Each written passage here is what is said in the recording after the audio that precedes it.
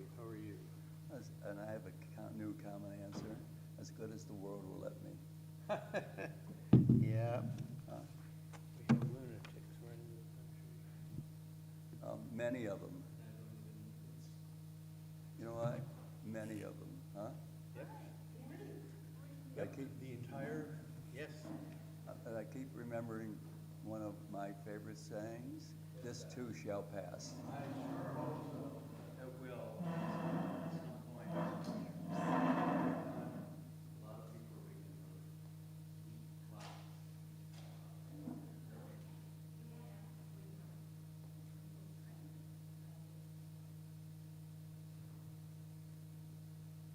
I just finished a book on Teresa of the Baltic. Oh.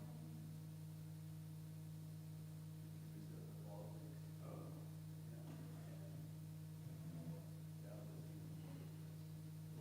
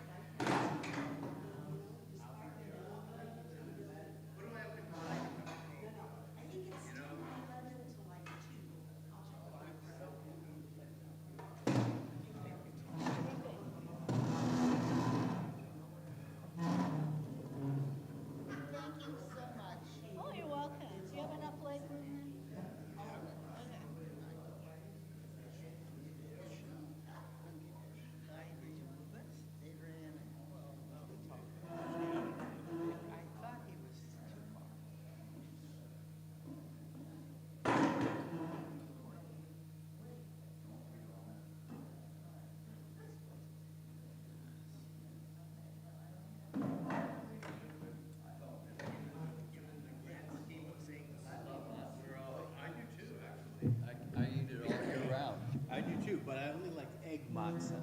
That's what we have. Yeah, regular matzah to me is like cardboard. It is. But egg matzah Stripes egg matzah is delicious. I do not like whole wheat bread. I only eat whole wheat matzah. Okay, well, that's good for you.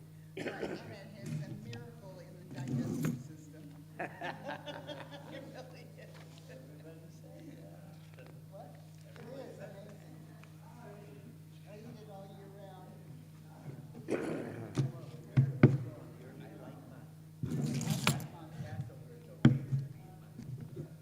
Good morning, Susie. Very well, thank y'all.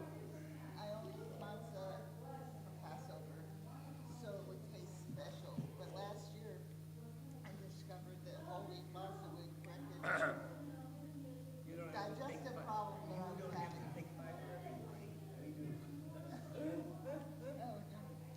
That and magnesium, a combination of magnesium, that's cured my. Oh, and so it's a cardboard, Nazi and magnesium powder. How is this? Whole wheat matzah is a miracle. You got no problem.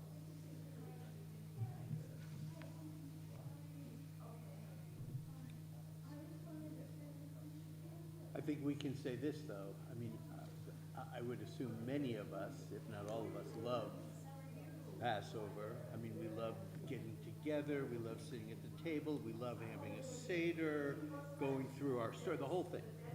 But it sure is a whole lot of work. You know what? I made it easy on me. What did you do? I do change my kitchen over. I mean, it's done. Yeah. But I decided I was not going to cook this year at all. I catered. Oh, I nice. had some stuff catered in. Oh, wonderful.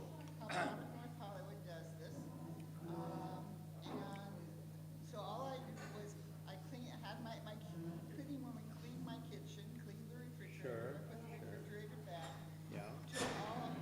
Told her, put everything back in the cabinets the way it was. Right. So I didn't. Hi, do Bridget. anything. Wonderful. I need your Just take everything on the counter, put it on my dining room table, I Sure. covered it with a tablecloth. Yes. Fabulous. Poured the hot water on my countertops. Good. And my sink. Wonderful. I need your Done. cleaning lady whenever she goes. I have to call her daughter and say, call your mother and tell her, where is my watch? Where did you put this big silver one? And I tell her all the time, don't move anything. We'll give it a minute or two because we're just getting back and then we'll get started. And then I went to my daughter for the first 3 days. Very nice, very nice, very nice, very nice. So it was good. I had a free Passover. That's wonderful. Hey, however it works is great.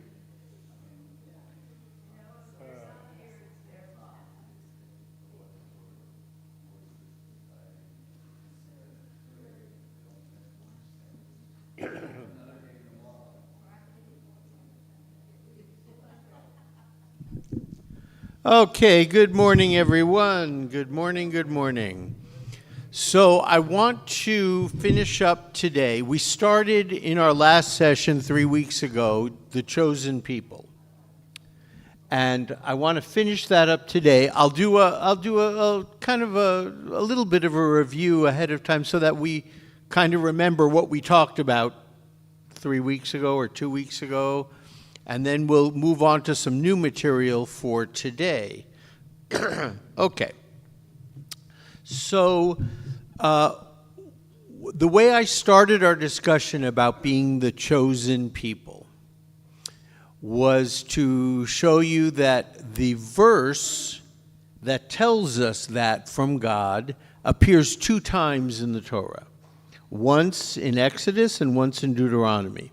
So, one early reference and one later reference, because Deuteronomy, if we believe God wrote the Torah and dictated it to Moses, that's one thing. If we believe that the Torah was a product of human effort in some way or another, even with God's inspiration, it could be, then we understand, based on scholarship, that Deuteronomy was probably written at a later time from the other 4 books, and by somebody completely different. So, the verse that appears in Exodus, the first one, appears to us as a conditional statement, meaning if, then. The second verse in Deuteronomy does not have the condition on it. It's an unconditional statement. So here's the verse from Exodus. Then Moses went up to God, and the Lord called to him from the mountain and said, "This is what you are to say to the descendants of Jacob, and what you are to tell the people of Israel. You yourselves have seen what I did to Egypt, and how I carried you on eagle's wings and brought you to myself." What a beautiful statement from God. Beautiful. Now, if you obey me fully and keep my covenant, then out of all the nations you will be my treasured possession. Although the whole earth is mine, you will be for me a kingdom of priests and a holy nation. These are the words you are to speak to the Israelites. You will be my treasured possession. The word for that in Hebrew is Am Segula, a treasured people. You say that on Friday nights when you sing Lecha Dodi. It's in there, Am Segula. Bo'ichala, bo'ichala. Okay. So that's a very important statement. If then, right? Because what happens if you don't do the first part of the condition? Then you don't get the second part of the condition, right? If you faithfully obey me and keep my covenant, then you'll be my treasured people. That implies very strongly, if you don't, then you won't. Okay, that's a very problematic statement for us, because we could lose God's favor according to that statement. Now, if we go to Deuteronomy, "For you are a people holy to the Lord your God. The Lord your God has chosen you out of all the peoples on the face of the earth to be his people, his treasured possession." That's not conditional. It just says you are God's favorite people. He chose you to be his favorite people. "The Lord did not set his affection on you and choose you because you were more numerous, for you were the fewest of the peoples, but it was because the Lord loved you and kept the oath he swore to your ancestors, that he brought you out with a mighty hand and redeemed you from the land of slavery, from the power of Pharaoh, king of Egypt. Now, therefore, that the Lord your God is God, he is a faithful God, keeping his covenant of love to 1,000 generations of those who love and keep his commandments." Okay, so we have our first statement in Exodus, which is problematic, because we could lose God's favor. And if we just used that statement, then all of the terrible things that have happened to us throughout history, including the Holocaust, could be explained away. And indeed, as we're going to find out in a class down the road, there were some conservative rabbis who used this explanation. We did not obey God's rules, therefore he abandoned us. And he let us get slaughtered in all of the various ways, in all of the times in history. The Crusades, the destruction of the temples.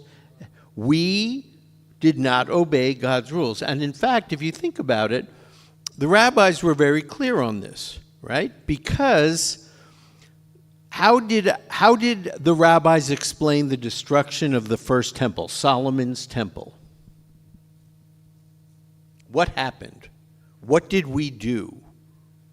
Okay, so say again. Worshipped idols. That's one of the things. Yes, that's true. Now, in those days, we couldn't simply say, well, the Babylonian army was huge, and we weren't, and they had a lot better weapons than we did, and they were better fighters, so we got smushed, right? That was not a possible explanation.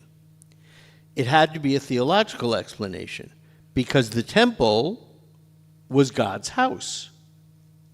How is it that our God allowed the Babylonians to destroy his house? Wait, that would mean that Marduk and the Babylonian pantheon of gods was a lot stronger than our God. And that can't be. Our God is the strongest. So, what the rabbi said is, the Israelites, the Jews, the Judeans, we were engaging in three of the worst sins of Judaism that we could. Idolatry. We were engaged in incest. And what else? Murder, right? Those are the three worst things one can do in Judaism. Murder, incest, and idolatry. And so the rabbi said God was so mad at us that he said, I'm going to use the Babylonians to punish you. And he sent the Babylonians in to punish the Jews by destroying Solomon's temple. So, if you obey my statutes and laws, then you will be my treasured people. Well, we didn't obey his laws, and God allowed the Babylonians to come in and destroy us. Now that opens up so many doors that I mean, I could be here for the next 3 hours talking to you about this, but that opens up so many doors for us. The first door that it opens, the bells should be ringing in your head. Wait. God, the Babylonians? God used the Babylonians to destroy us? What? I thought God was our God, and the Babylonians had their gods. Wait a minute. How did our gods use it?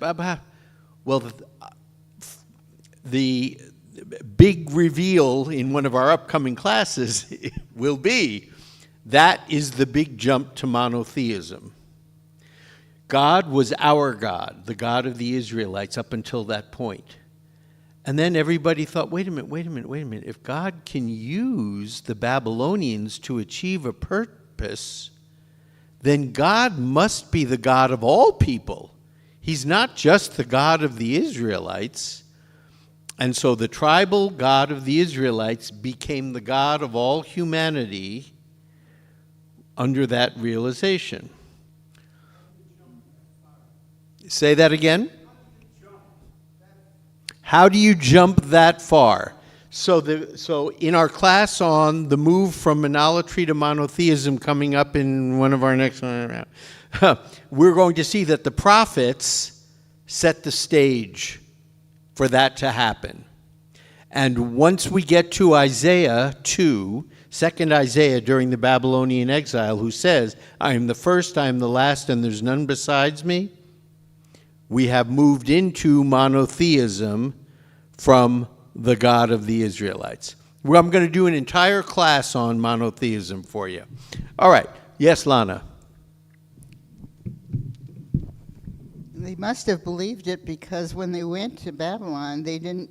In ancient cultures, if somebody conquered you, their God must be stronger than your God, and therefore you assimilated out and became part of that country. But we maintained our Judaism despite all this. Correct. Very good. And how did we know that it was God versus God? Yes, it was army versus army, but God versus God. When the Israelites went to war, what was out in front? The staff? The Ark of the Covenant was out in front. It was our God doing battle against their gods and their army. And we had the Ark of the Covenant out in front. That's how we proceeded in our warfare. Okay, so we have these two statements. Now, I will offer you an explanation from Rabbi Mark, not necessarily from other commentators, but here's what I think. Why does the unconditional statement appear later? And why does the conditional statement appear in Exodus? Because in Exodus, we are a young people. Basically what happens is, as we know from our last week or two, Moses brings the Hebrew slaves out of Egypt with a strong hand and an outstretched arm, right? Beautiful stuff. And he brings them into the desert. And we're a bunch of Hebrew slaves in the desert with a mixed multitude of other people. There were a whole bunch of other people who came with us. And they were like, I don't know, the riffraff from around, the prisoner. They were people who came with us and who signed on with us. Now, we get into the desert, and we have the golden calf. And the rabbis don't want to blame the Jews on this, so they blame the mixed multitude, the riffraff on that. But we did it. We did it. We did it. Because we were Hebrew slaves, and we had no experience with a God that you couldn't see, smell, taste, or hear. In Egypt, we saw all around us idols and statues of gods that you could look at them and you could say, oh, that's the God. Oh, right? And we wanted that again. It was very difficult for us to go, well, where's God? I want to see God. As human beings, we want something that we can verify. Okay, so we build a golden calf. And God gets very angry with us. And then we make a deal with God. Moses brings the Ten Commandments down. And you'll recall from our conversation 2 weeks ago that the rabbis say, why did the Israelites say, Na'aseh v'nishma? So Moses is up there standing with the tablets on the mountain, right? Charlton Heston's up there, he's got the mountain. And the Israelites are below, and Moses says, hey, I got something for you. And the Israelites say, yeah, we'll take it. Go for it. We'll figure it out what it says later. And the rabbis say, wait a minute, wait a minute. That doesn't make any sense. Nobody does that. Nobody does that. When Moses says, hey, I got something for you, what should the Israelites have said? They should have said, what is it? Moses said, do you agree to God's rules? Yes, of course. Wait, what are God's rules? Right? We want to know what it is before we say yes. But the Israelites didn't do that. They said, yes, we'll figure it out later. We'll read it later. But they were slaves, they didn't know any better. Okay. That's a good explanation. But I think human nature says, what is it we're agreeing to?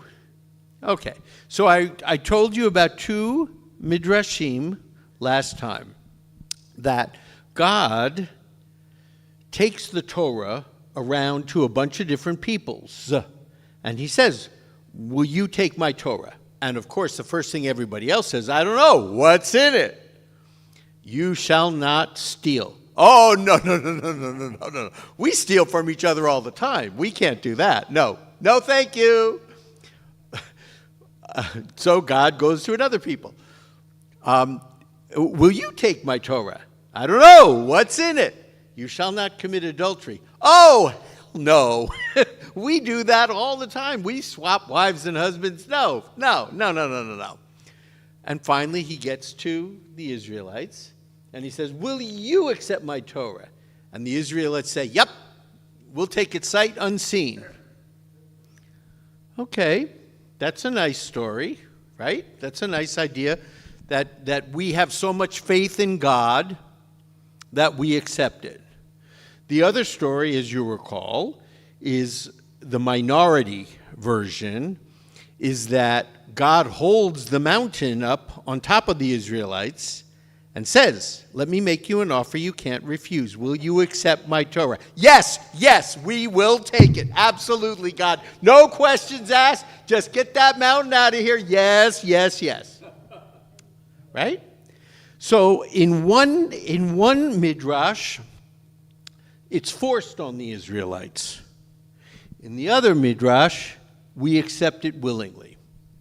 Okay, so then I told you the question then becomes, if you're taking this minority version that says it's forced on you, you could argue, look, I didn't want this thing. No, thank you, but they made me do it. It was forced on me. So I don't have to observe these rules because I didn't choose it. And the answer from the rabbis was, well, that may have been, except you re-accepted those rules in the time of Esther. Because there is a phrase in the Megillah that says the Jews accepted the rules and statutes. And the rabbis say, aha, see? They accepted it again. They can't get out of it this way. All right. And so then we spoke a little bit about whether God chooses Abraham, or is it Abraham that chooses God? So remember, in Genesis, when Abram was 99 years old, the Lord appeared to him and said, I am God Almighty. Walk before me faithfully and be blameless. Then I will make my covenant between me and you, and I will greatly increase your numbers. Okay, Abram fell face down, and God said to him, as for me, this is my covenant with you. You will be the father of many nations. No longer will you be called Abram, your name will be Abraham, for I have made you the father of many nations. I will make you very fruitful. I will make nations of you, and kings will come from you. I will establish my covenant as an everlasting covenant between me and you and your descendants, and after you for generations to come. And then God said to Abraham, as for you, you must keep my covenant and your descendants. This is my covenant. Every male shall be circumcised. So, God singles out Abraham among all the people on the earth, and he talks to Abraham. Okay. How does Abraham choose God?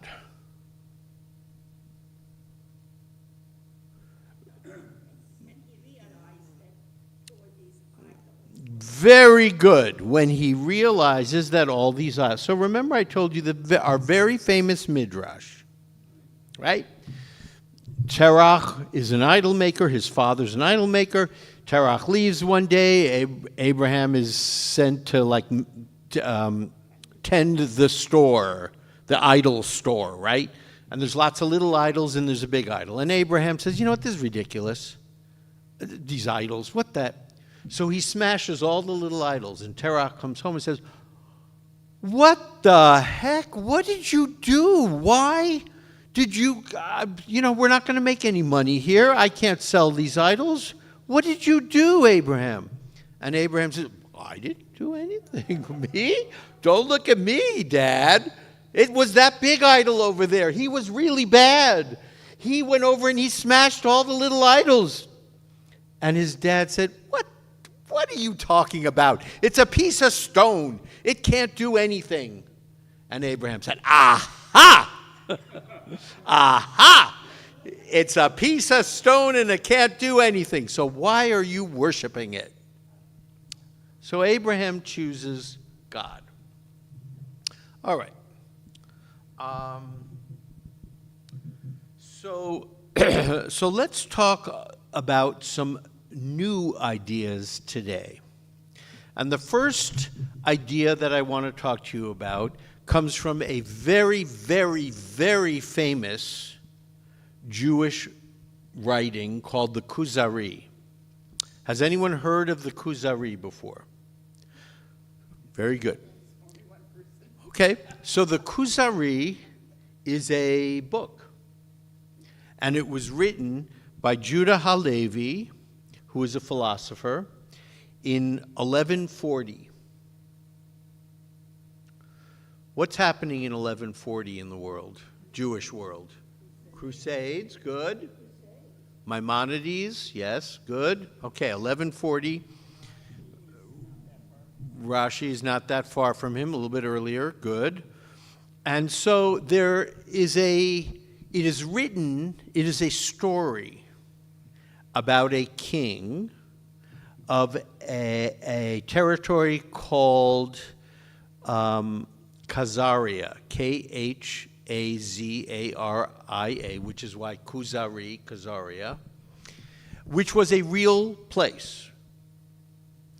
And in Khazaria, there was a king who actually, according to documents, converted to Judaism in 740 CE. This is true, according to several different other texts that corroborate that. And his name is King Bulan.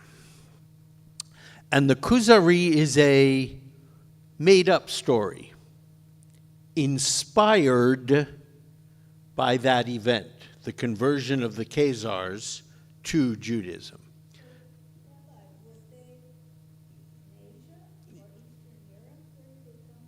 Asia. And we don't know where they are today. We don't know who their descendants are today. They seem to have disappeared from history. But the events were corroborated in several other sources. So the Kuzari presents a dialogue between King Bulan of the Khazars and a rabbi.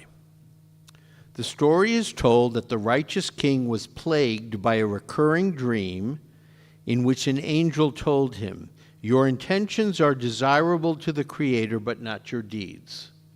So the angel told King Bulan, your goal is correct, but you're not going about it the right way here. Okay? So this prompted the king to summon a Greek philosopher, a Christian missionary, a Muslim mullah, and a Jewish sage to the Khazarian palace to guide him on the proper religious path. So the king was searching out of the major traditions, which is the righteous path, which should I belong to? He was dissatisfied with each theologian until he heard what the rabbi had to say. King Bulan, debated with the rabbi and finally conceded that Judaism was the one true and correct religion. Okay, so what does this have to do with chosen people? The Kuzari presents a very interesting and problematic idea because the rabbi says that the reason why Judaism is superior to Christianity, Greek philosophy, and Islam is because Jews have a superior pedigree. We came from Adam. Okay?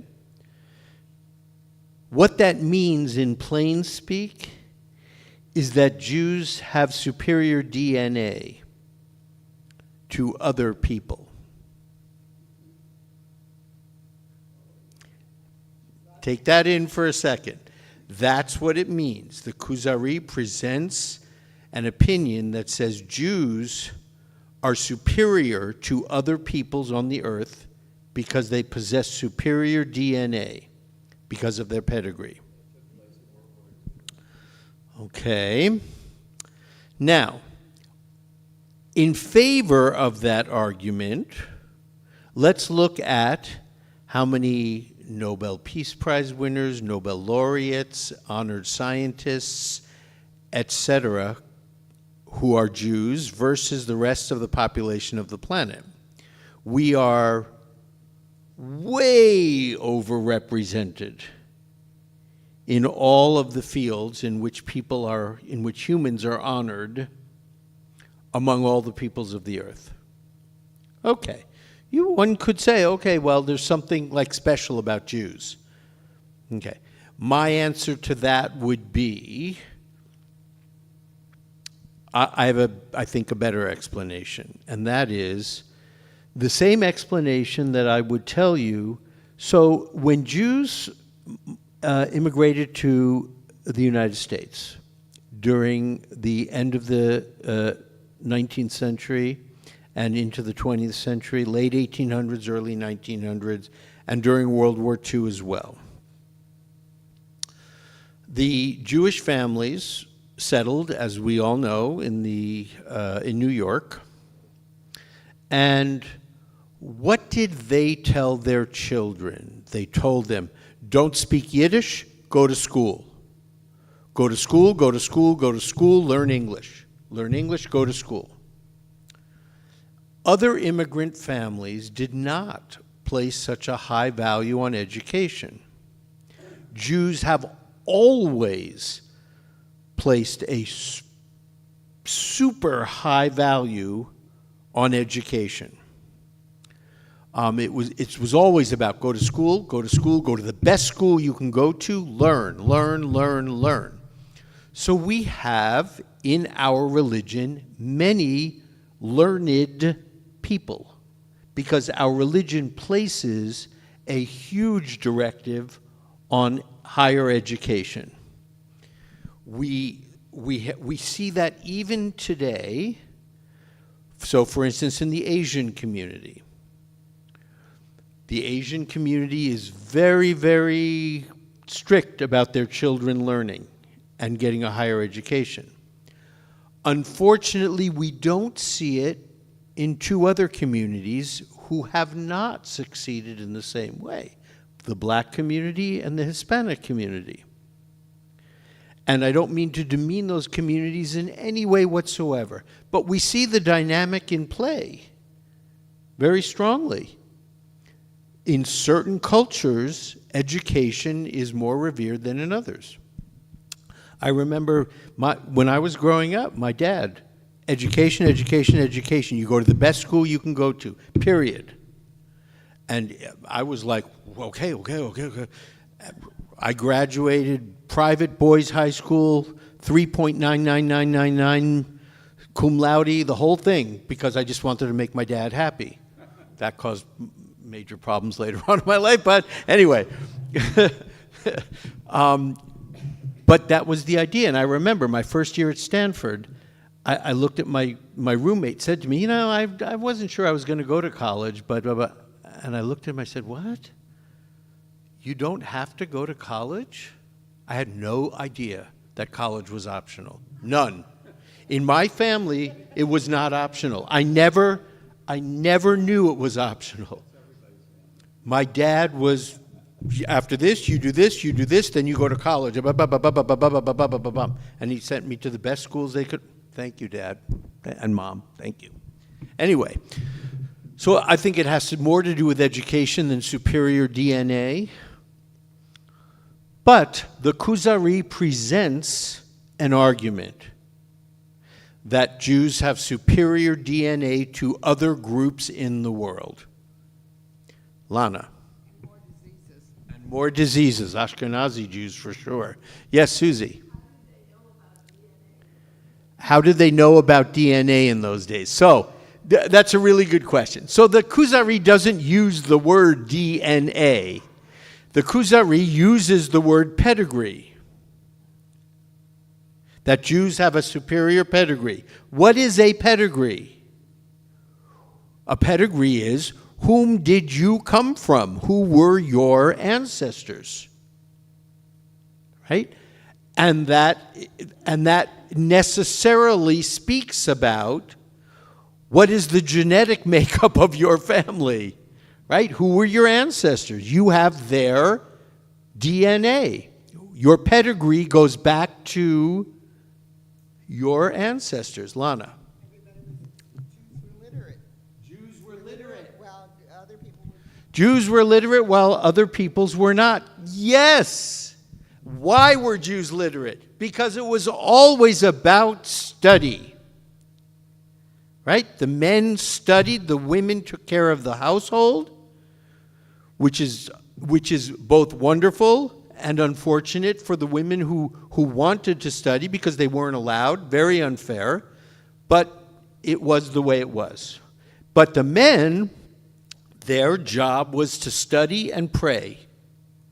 That was their job. And so you'll recall one of the... How much time do I have? Oh, God. All right.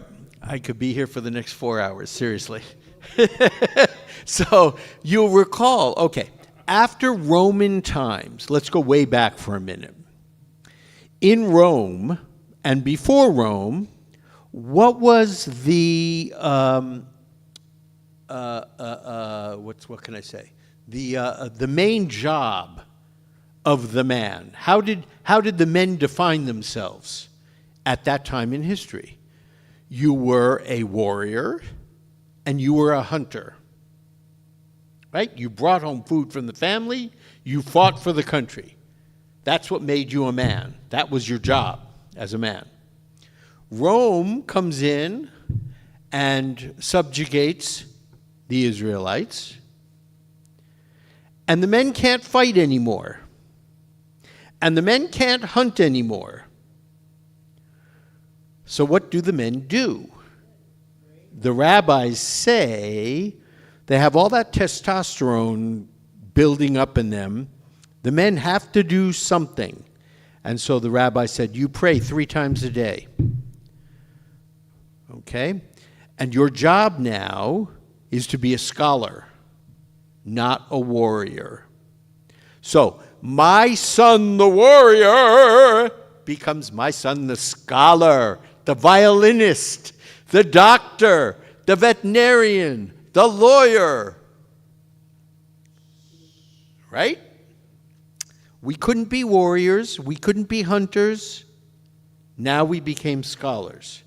So, from that point on, Judaism revered scholarship. Study, study, study.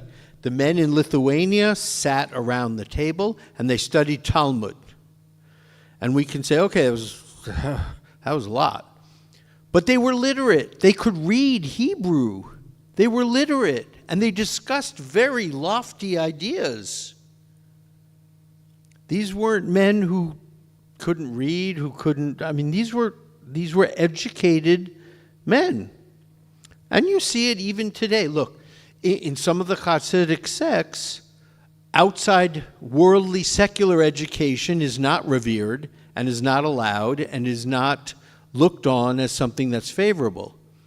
But what do? They do sit around studying primary texts, and they do learn. They're educated people. These are not, they may not be educated in some of worldly sciences and physics and stuff like that, but they are educated people. I said in some Hasidic sects.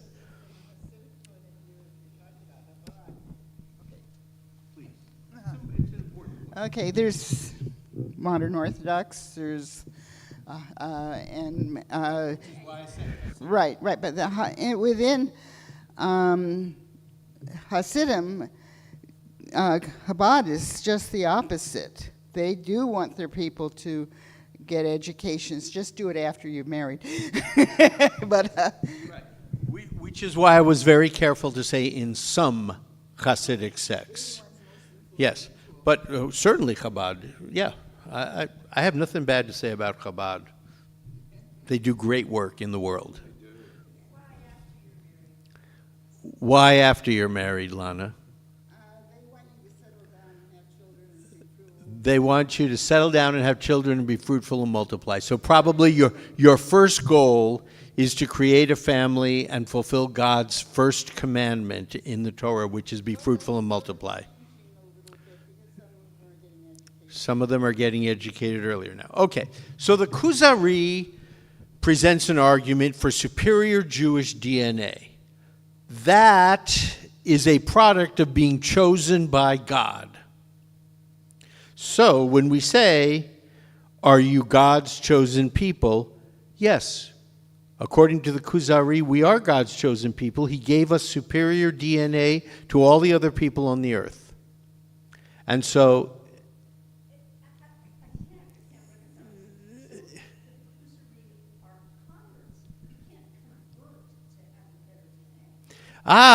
very interesting. So the Kuzari are converts, which means they don't have the DNA, right? Yes, it's a very interesting problem. But they intermarry, and so they get, and they acquire some of the DNA, yes, yes. But it's a very, very astute argument, yes. Okay, so that's one idea in terms of more modern times. The Kuzari was medieval, and there are some who have traced a direct link between ideas in the Kuzari to the development of the Kabbalah. So the idea of Jews being a superior people on the earth to the introduction of the Kabbalah into Judaism. All right, now let's talk about another idea, about how it's very difficult, it's very problematic. We can't walk around the world saying, ha ha, my DNA is superior to yours. God chose me because I have a better DNA than yours. That's really problematic. Yep. So let's look at Mordecai Kaplan, the founder. Although he didn't intend to, he founded Reconstructionist Judaism. That was not his intention at all. It just sort of turned out that way. But Mordecai Kaplan was indeed one of the most original thinkers in modern Jewish history, for sure. Whether or not you agree with him, he was one of the most important and original thinkers in modern Judaism. And as Joette often likes to point out, in JTS, Jewish Theological Seminary, for many years there were two camps. There was the Abraham Joshua Heschel camp, and there was the Mordecai Kaplan camp. And they're on very opposite ends of the spectrum. Mordecai Kaplan has a much different idea about Judaism from Abraham Joshua Heschel. And both are very thoughtful, very brilliant people. So what did Mordecai Kaplan say? Among the four religious denominations of American Judaism, the more traditional ones, Orthodox and Conservative Judaism, continue to advocate a belief in chosenness rooted in the notion of religious obligation, the mitzvot, that define the specifically Jewish way of life. Meaning that if you obey my statutes and laws, then you will be my treasured people. Only the Reconstructionist movement rejects the idea of the chosen people. This reflects the position of Mordecai Kaplan, who vehemently opposed the idea that God chooses one people over another. God, for Kaplan, was the impulse for goodness that resides in human beings. God was the impulse for goodness that resides in human beings, not a transcendent being with the power to choose. So there is no power up in the sky who chooses. God is the impulse in our hearts to do the right thing. Moreover, the belief in the distinctiveness and difference of the Jewish people contradicted the choosing people, not the chosen people. So Kaplan's sense of American democratic egalitarianism, in America, we're all the same, and we all have the same worth as everyone else, Reconstructionism, however, introduced the new notion that Jews are called to God's service. This means that Jews have a religious responsibility to live and act in the world according to the teachings of Judaism. Okay, that makes sense to us, right? It's our job as Jews to live up to what God has asked us to do in the world. That makes sense. It is the Jews who are called, but it is not necessarily God who is calling. It is the Jews who are called, but it is not necessarily God in the sky somewhere far away who is calling. Thus, the Jewish people is the choosing people, not the chosen people. It's the Jews who are choosing to follow the impulse to do good in the world. We are not chosen by a creator somewhere in the sky to do certain things. Okay, that's Reconstructionism. Now let's look at the Reform movement, because the Reform movement has changed a little bit. Early Reform thinkers believed that Judaism is a set of universalistic teachings which have made great contributions to Western civilization.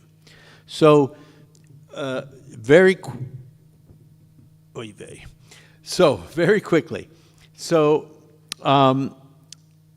How did Reform Judaism come about? Reform Judaism came about as an effort to gain civil rights. In Europe, Jews were not allowed to vote, to own property. They did not enjoy civil rights that other people did. Why? Because we kept ourselves apart from everybody. We didn't want to contaminate our Judaism, so we didn't intermingle with the Gentiles. But we wanted the Gentiles, who ran the countries, to give us our civil rights. And the Gentiles felt, why should we give it to them? They don't want to be a part of us. I don't want them to vote they don't want to be a part of us.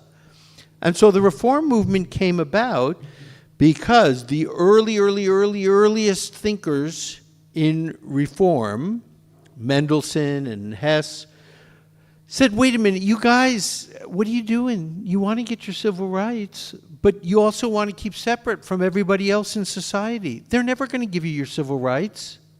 You need to stop this. You need to relax your ideas a little bit. You need to stop wearing separate clothes from everybody. Wear clothes like everybody else. You need to relax your idea that you're only going to that bakery down the street because it's the kosher bakery. All the other bakeries in town want your business, but you won't go to them because they're not kosher. Why should they give you your civil rights? You've got to start assimilating a little bit. So the Reform movement came about as an effort to gain civil rights. So the Reform movement says they introduced the mission people concept as a new twist on the chosen people concept. In other words, the Jews were not chosen as a people. They were chosen to perform a specific mission on the planet. The mission people concept places the responsibility on Israel both to live up to the ethical demands of the covenant and to disseminate these ethical teachings in the world. In dropping the ethnic and ritual dimensions of Judaism, the proponents of the mission people concept sought to turn Judaism into a universal ethical culture, meaning that, as Napoleon told the Jews, give up your attachment to being a member of the Jewish people. It's not ethnic. In other words, God didn't choose you for your DNA. God didn't choose you because you were an ethnic group. God chose you because he said there was a specific mission for you in the world, which was to promote ethical monotheism in the world. That was your job as Jews. The Greeks had a different job. The Italians had a different job. The Turks had a different job. Everybody has a different job. But your job, Jews, is to promote ethical monotheism in the world. That was the original idea of the Reformed thinkers. Isaac Mayer Wise, a leading 19th century American Reform rabbi, Isaac Mayer Wise, huge name in Reform Judaism, huge, way at the top, thought that Judaism had a real chance to become America's religion of choice if it were recast as the purest form of ethical monotheism without an ethnic component. You are not a people. You are a group that God has chosen to perform a specific mission in the world. The Reform interpretation of the chosen people as the mission people has come to mean that Jews are not chosen by God, but rather choose to embrace a social gospel, that Jews have a higher calling to solve the injustices in modern society. Okay, having said that, that was early Reform Judaism. And you will know that the Reform movement has undergone some changes. It swung left, it swung right, it swung left, it swung right, it became more conservative, blah, blah, blah. And in its most recent iteration, Reform Judaism has come back to the middle. In 1975, Reform Judaism made a decisive break with its own past and restored much of what its predecessors had eliminated, including an emphatic statement about the importance of tradition, peoplehood, and the Hebrew language. So, in early Reform, the idea was we are not a people. We are a group with a mission. Here is from 1999 Pittsburgh Platform, Article A. We are Israel, a people aspiring to holiness, singled out through our ancient covenant, singled out, a people, singled out, a chosen people. Singled out through our ancient covenant and our unique history among the nations to be witnesses of God's presence. We are linked by that covenant and that history to all Jews in every age and place. This ideological shift reflected the shift back to traditional beliefs within the Reform movement, as well as an increasing recognition of the importance of Israel and peoplehood in modern Jewish life. Okay, so that brings us to our place today in 2025. What do we do with the idea of chosen people? It's very hard. And the reason it's very hard, our texts say we are. I mean, they say it. They say we are God's chosen people. But we can't walk around in the world saying we are God's chosen people. Let me give you one midrash that I think helps me anyway put this into perspective. And the midrash is that the king had a collection of figures. And he loved all these figures. But there was one of the figures that he loved more than the rest. Now, it doesn't say in the Midrash, but let's assume it was the very first one he got that started the collection, right? And so all of the figures, or if you're a guy, all your baseball cards, or if you're a girl, all of the things you collected. It could be baseball cards too, I don't know. But all of the things that you had in your collection when you were young. You loved every single one of them. You don't want to part with any of them. But that Mickey Mantle card, ooh. That was the first card you ever got, and it started the collection. And so they're all great, but every time you see that Mickey Mantle, oh, gosh, this was the first one, and you really love it. But you love all of them. And so I think that's kind of the way I think about chosen. It's like God loves all peoples. But because we were the first to recognize him through Abraham, there's just something a little more special about us to him. Because we chose him when nobody else would, or nobody else did, or nobody else knew about, whatever. We were the first ones to say, we got you, God, we got you, we got you. And he says, the Jews. But he loves everybody. So it's a very difficult idea, chosenness. Our texts absolutely say we are chosen. Absolutely they do. Now we have to figure out how to interpret, how to process being chosen in 2025 in a very different world from the ancient world.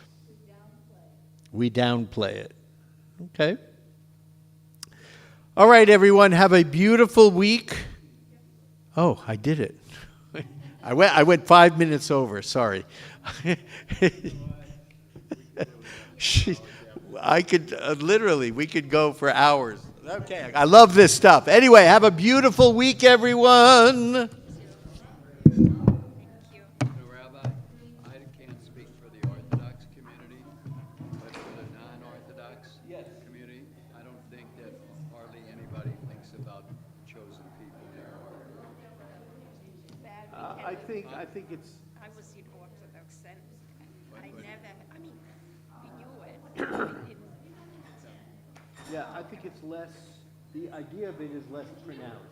Yeah, But it's absolutely part of Jewish theology. I'm not disputing that. So we have to kind of, no, I agree with you. And the consciousness, huh? I agree with you. My mom used And I to wanna- say, choose somebody else.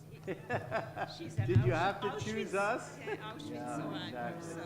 Exactly. I taught a lot of Asian students, and today, in America, particularly the ones who were raised here, were far superior than even the Jewish students. Because they have this first generation motivation from their families for education, just like you said, education, education, education. Yep. My daughter would run a class at UCLA if it was all Asians. I said, I can compete with them, and she was 4.3. I mean, good student. Yeah. Yeah. So Gary, did you check your So they don't have a life, it's just study, study, Yep. study. Yep. you want to go to car and I can check it? I don't think I'll play. I don't think so. I don't think so. Gillette on here. I do too, but that's it. That's all. What time are you gonna be on? 12:30, but I gotta have lunch. Okay, I didn't ask that. We can start about 1:30.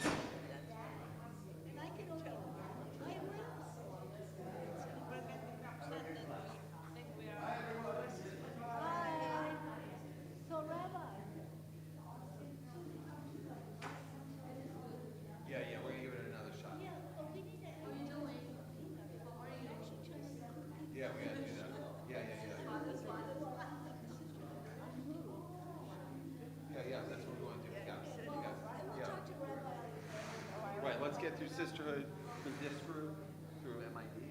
Yeah, we can do that. Yeah, and people can just come to the if people don't come to the queue for lunch. Okay, well, Yeah. I need to. Yeah, I think we should do it.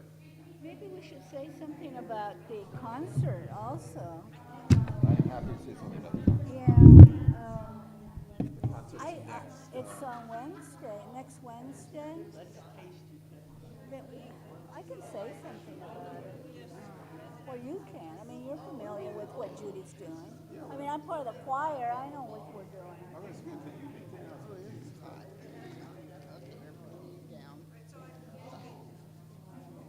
What's the color thing? We'll see. Did you want to talk about it, or do you want me to do it? I don't know. Doesn't matter. Here, if you'd like to do it, you should do it, and if not, I will do it. Okay, well, you can do it. It's $20 $20. for Temple members. I think it's $25 for non-Temple.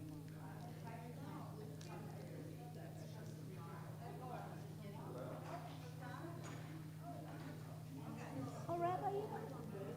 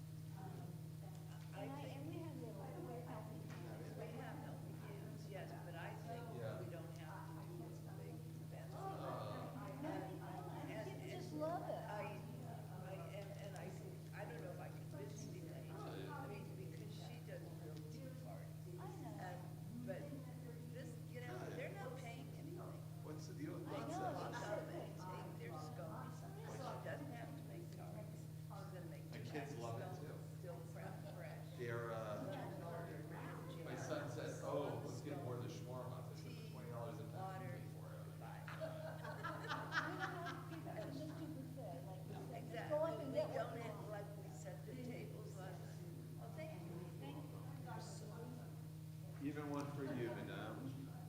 Oh my God, he called him a. Did you get one?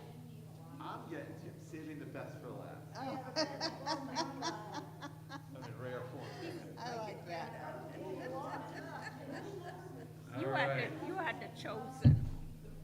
Chosen. Okay, thank you. All right. So Homer. Well, I counted the first 2 nights. Okay, let's go.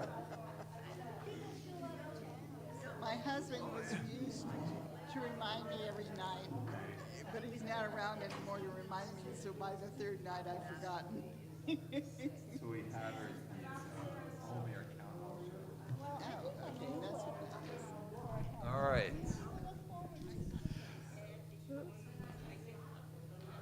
All right, we're going to begin, everybody.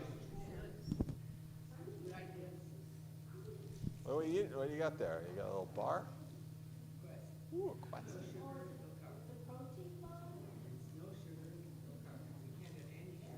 No sugar. Uh-huh. How many points is that on Weight Watchers? Don't tell me you 4. follow that.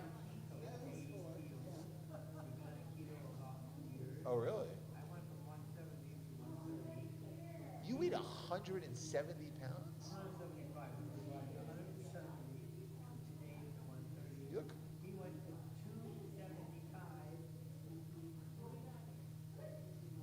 every day, and I make bagels, bread, pie, cheesecake, anything you like in your life, I can make it without flour and salt.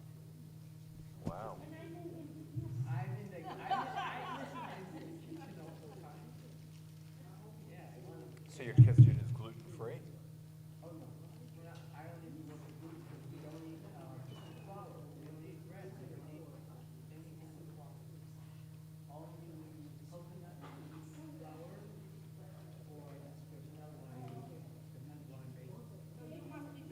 Wow. Well, you are gluten-free. I don't think you realize it.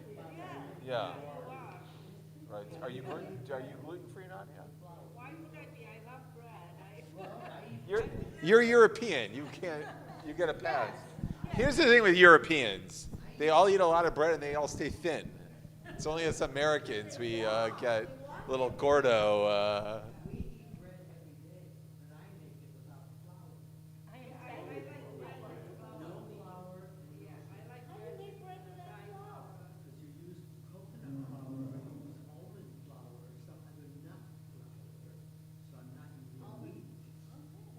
Right. Yeah. So you're gluten-free. I mean, you have.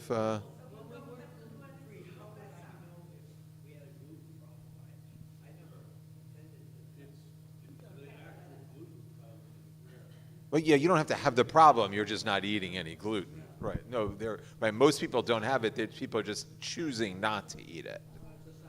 Right. Right. People just say that they. But good for you. You lost a lot of weight.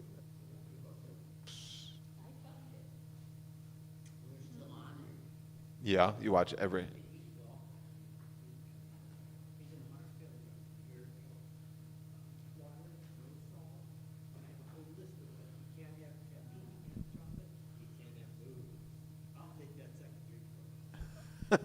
You're funny, Eileen. I like that. See, for me, I can give up the alcohol. I don't drink, but coffee, that's for me the. I mean, I guess when you don't have a choice, you don't have a choice. Yeah, it is. Okay. Now that we've advertised for gluten-free diets, I want to make another several announcements. The first of which is next Wednesday evening on Yom HaAtzmaut, we are having a very special concert here. And you can see the Keshet Dance Ensemble.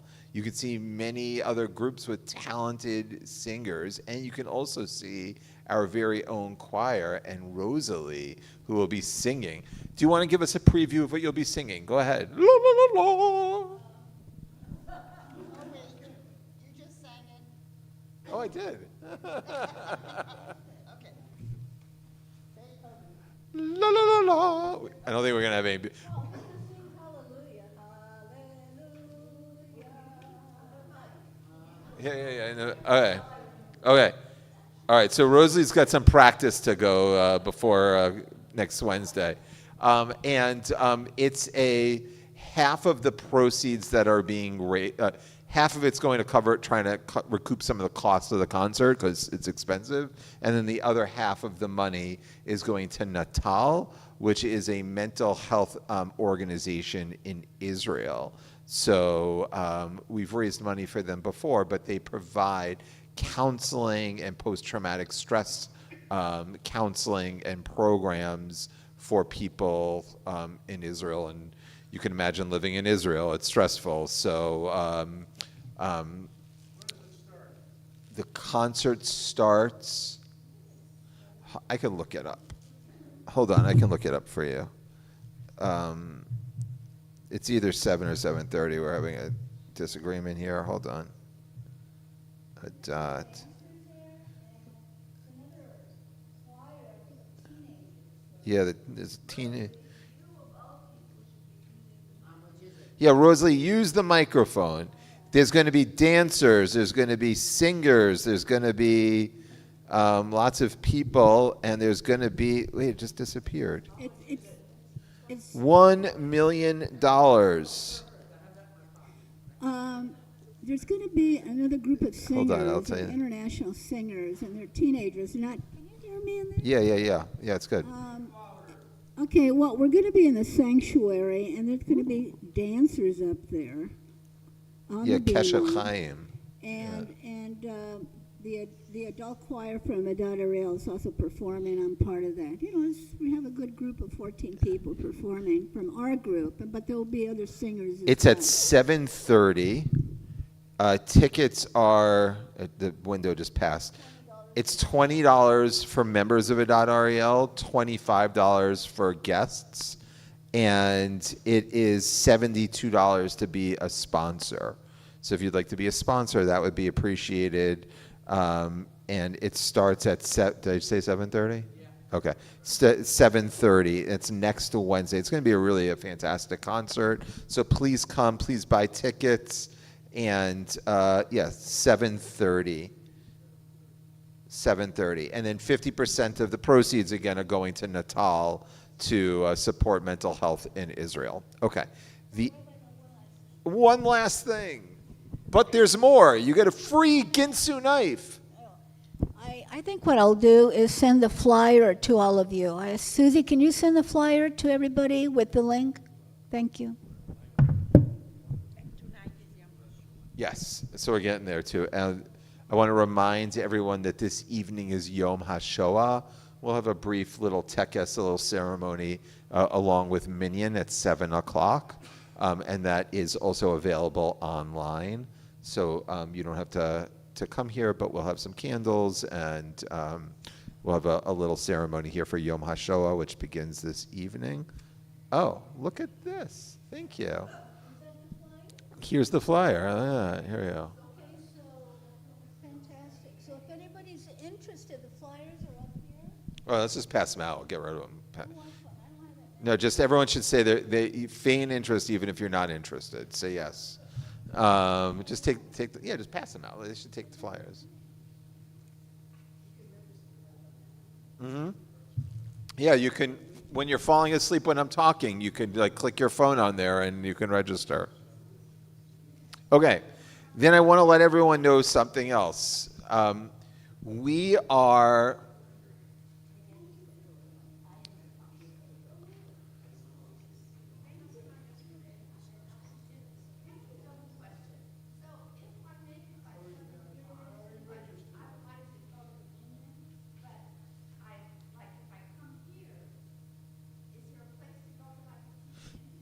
Yes. Yeah. No. So Minyan is. I'm sorry. Thank you, Bridget. I didn't advertise that well.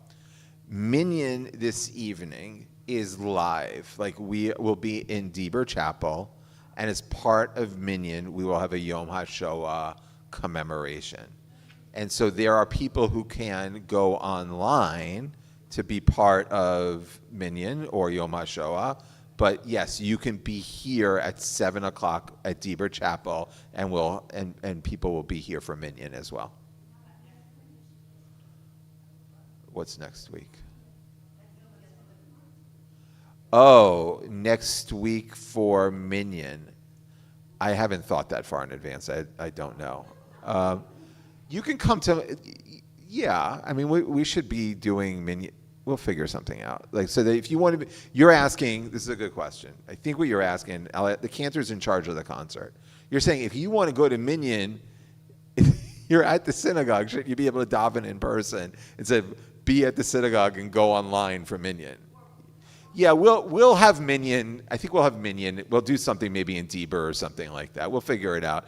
You'll be able to come here, go to Minyan, and then go to the concert.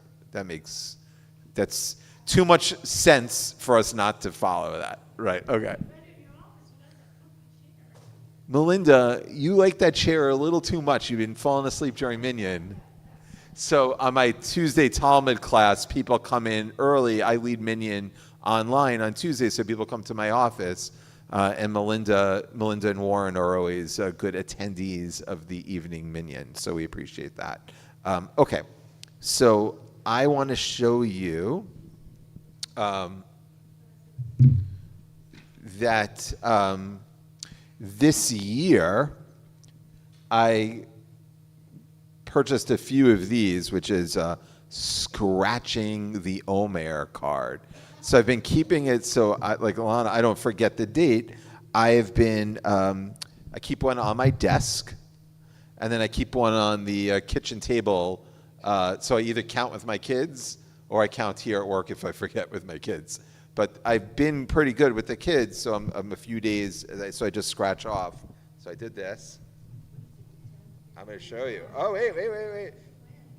How much you win? You win. The grand prize is Schar Ba'olam Haba, which is reward in the world to come. Heavenly reward. Or as my dad used to say, that and $2 get you on the subway. Okay, and so last night, my kids and I scratched off this column here, which said, and we did this, we made the bracha. We said, Baruch atah Adonai Eloheinu melech haolam asher kishan b'mitzvotav v'tzivanu al sfirat ha'omer. And we said today is 10 days, which is 1 week and 3 days of the Omer. Notice the way we counted it in days and in weeks and then in days. So we scratch this off. I know, I did it. No one has dimes, no one has money anymore. 10. Schar ba'olam haba. I won. Okay. Anyway, and then tonight we'll count the number that comes after 10. So what I want to ask you is, this is actually very sweet. It's a cute idea, counting the Omer. This is put out by the Rabbinical Assembly and the United Synagogue.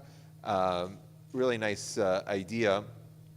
If any of you want me to get one for you for next year, just let me know. I pass them out on Shabbat. So you gotta kind of be here on Shabbat, you know what I'm saying? It's a little, if you were here on Shabbat, you got a card. If you didn't, okay. Tell me about the Omer. Like, so if I want to explore the Omer, and specifically I want to look at the Omer, I want to look at the Omer and point out how the Omer has changed through the generations. And so first let's aggregate observations or pieces of kernels of knowledge about the Omer, and then I'll show you the trajectory of the Omer and how it's evolved. Okay? So this is where you and I have to, for the people online, I'll repeat your comments. You don't have to get up. Hold your hand out and tell me anything a non-Jew says to you. I hear you're counting the Omer. What is that? What do you say? Raise your hand and tell me what you say. Go ahead, Susie. No cutting hair. Okay. No shaving. No marriage. Okay. Till Lag BaOmer. Okay.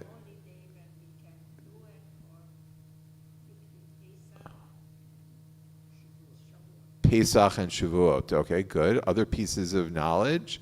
Ilana. Okay, good. Barley counting agriculture. Good. Nadia.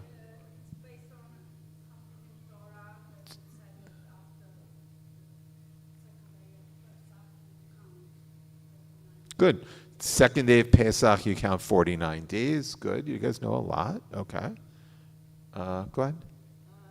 Shavuot is weeks, and there's 7 weeks from Right. Shavuot literally means weeks, and there are 7 weeks between Pesach and Shavuot. Okay. Anything else? Some people won't buy new clothes. So we're gonna deposit these customs together: the no marriage, the no clothes, the no haircuts, the no shaving, all of that we're gonna put together. Here, Ken, just give us a. We will. Hold on. You know what, Ken? We're gonna get to that in just a second. Okay, he's on his own. He's on his own curriculum. It's okay. It's all right. Okay, so what I want to do is look at that there is an agricultural component. That's one bucket of information. A mourning component. No weddings, no cutting the hair, no buying new clothes. Some people Okay, so there's a mourning component. Any other buckets that you want to, a link between Shavuot and Pesach, which is a third bucket, which I want to talk about in a little bit.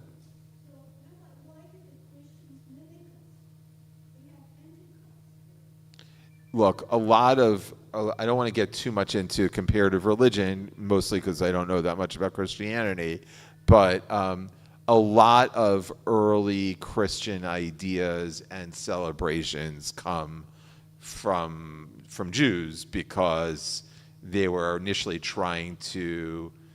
they just thought of themselves initially as the next chapter of Judaism, right? So, okay.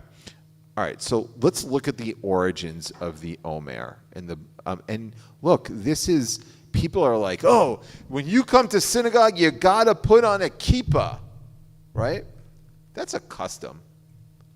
Nowhere in the Torah does it mention a kippah. It does mention tzitzit. It doesn't mention a kippah.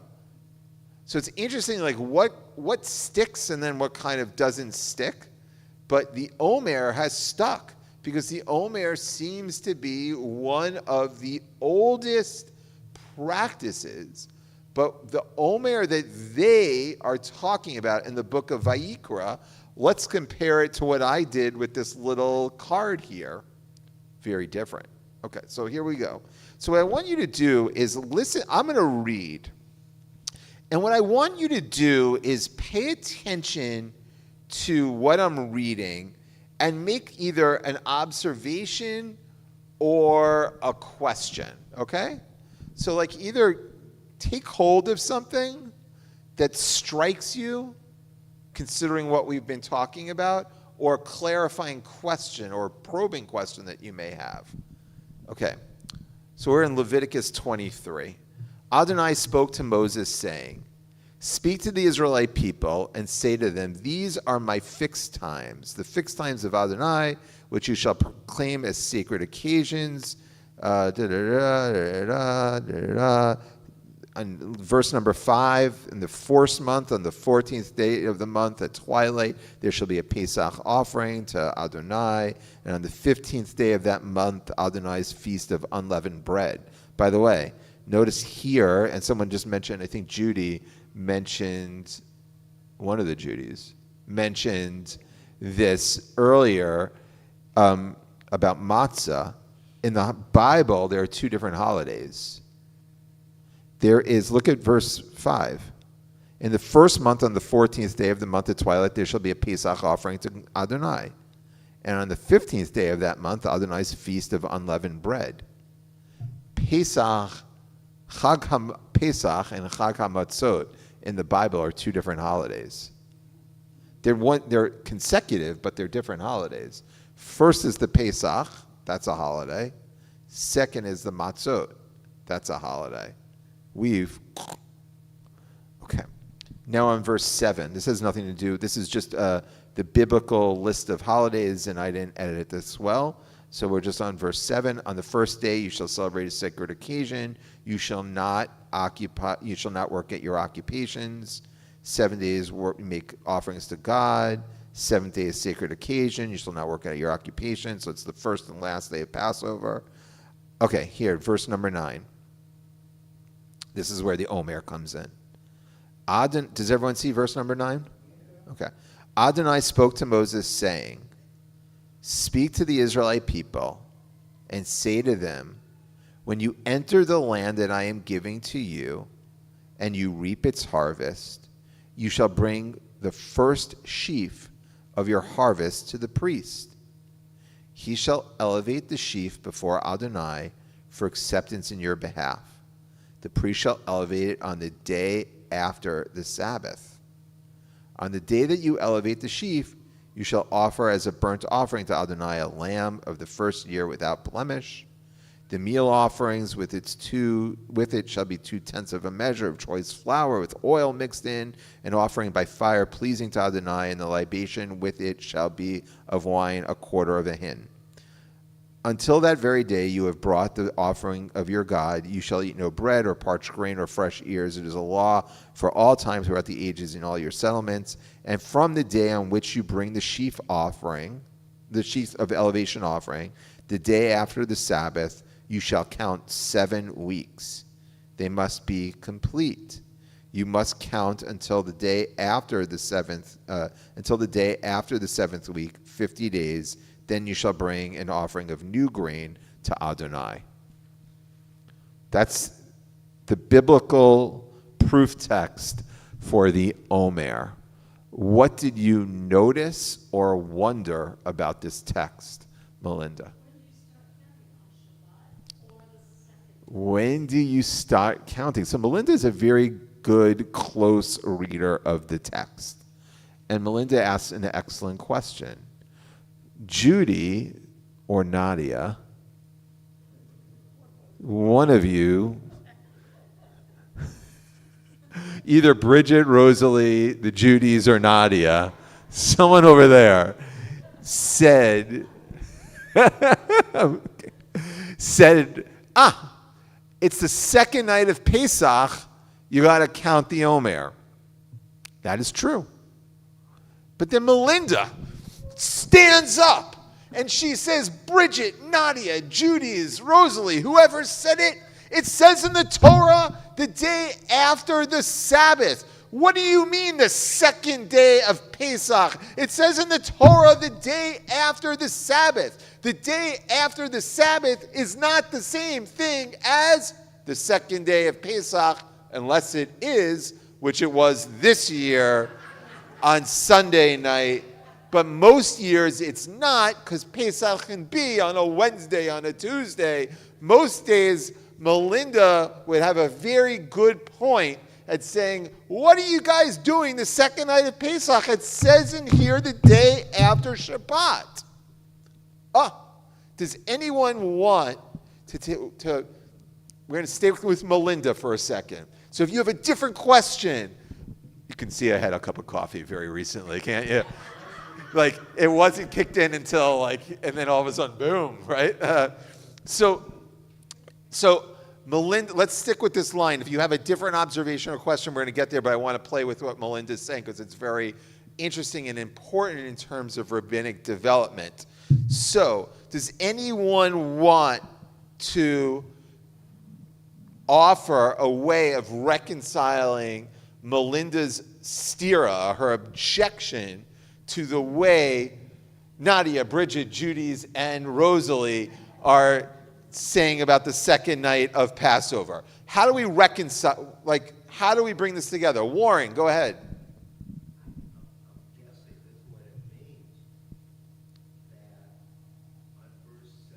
Mm-hmm. It says the first day you shall celebrate a sacred occasion. You shall not work at your occupation. That's just like Shabbat. Where it says on Shabbat you do that. So isn't the first day like Shabbat? Psh, Warren defends the honor of his lovely bride of 24 years, and he says, Nadia, Bridget, Judy's, and Rosalie, calm down. He says, you read it just like the rabbis do.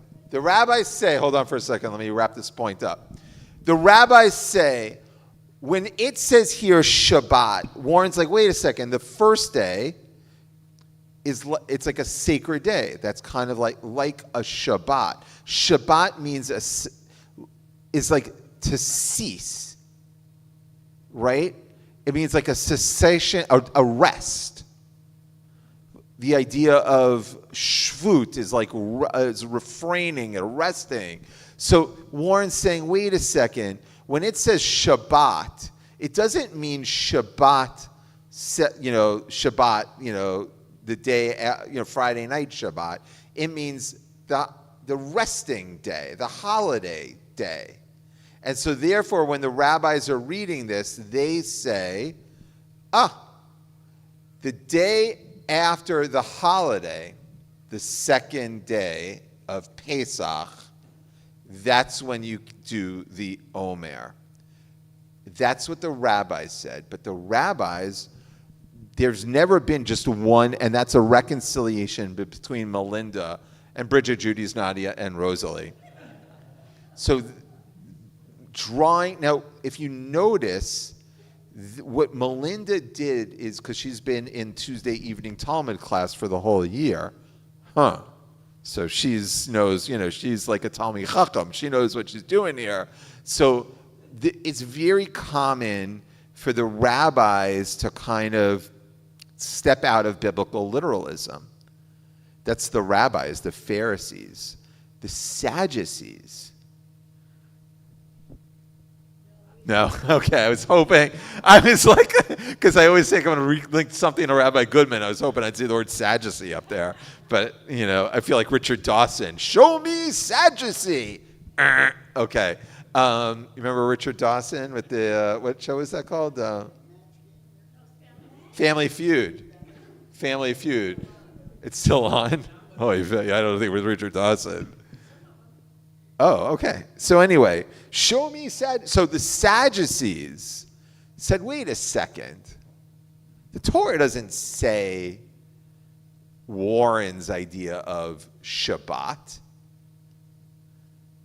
It says Shabbat. It's not what Warren, the Sadducees would say. What do you mean, verse 4, the set time, sacred occasion? When it says later on verse, when it says in verse 15, the day after the Sabbath, that means Sunday. Like Shabbat is Shabbat, Warren, is what the Sadducees would say. And so there you had another example of a split in the Jewish people. The earliest rabbis were counting from the day after, the second day of Pesach, and the Sadducees were counting from the Yom Rishon, from the Sunday following the Sabbath, the closest Sabbath. So actually what you have, though, we're looking at this, and some of you are like, what's the big deal? Well, the big deal is, when's the temple open for business? Right? Like, when are we having the sacrifices? When are we supposed to do this? And so there's a split in how to execute it. Now, what is, so that's the reconciliation between, the rabbinic reconciliation at least, between the Shabbat of the literal word Shabbat in the book of Vayikra and our practice of the second day of Pesach. Other things that you noticed in the text. Let's give someone else a chance. How do you reconcile the calendar? They didn't. They had separate calendars. Yeah. Yeah. Right. No, so then the whole thing, you're right. So that's a big thing. It was no small difference. Because you're right, when you start celebrating things on different times, then you cease uniting as a people. Right? Like, look, say what you will about, like different branches of Judaism now, but like, we all said Good Yontif on the same day. Maybe we didn't say Good Yontif to our Sephardic friends. And we all say Shabbat Shalom, like, a few days, say Shabbat Shalom when you're walking on Burbank Boulevard, and it doesn't matter if you're going to Temple Beth Hillel, Adad Ariel, or one of the little shtibels on the street. It doesn't matter. Shabbat's Shabbat.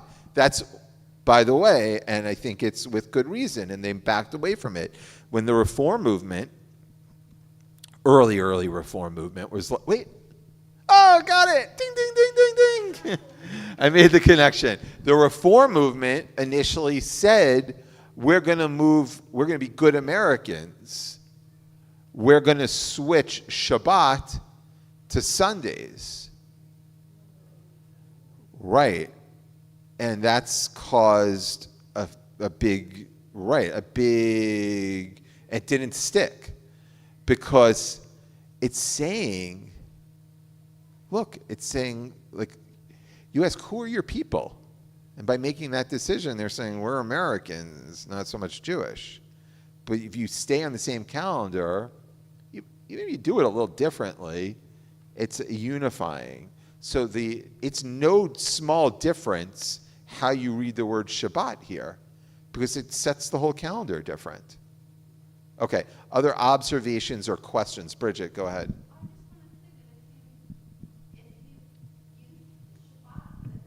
Yeah.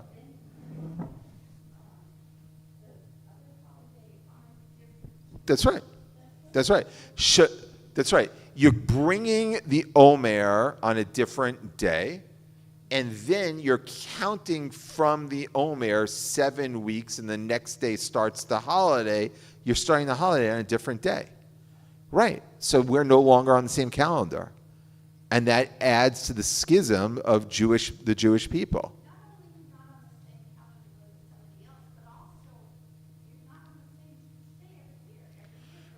That's right. That's right. Exactly. That's right. The date of the you could survive that, I think. I mean, look, like the Muslims do, right? Ramadan flips, right? And they still, but I think what's the problem is if some of you are reading the text like the Sadducees and some are reading it like the Pharisees, if we all interpret Shabbat like Warren interpreted it, then we're all going to celebrate it on the same day.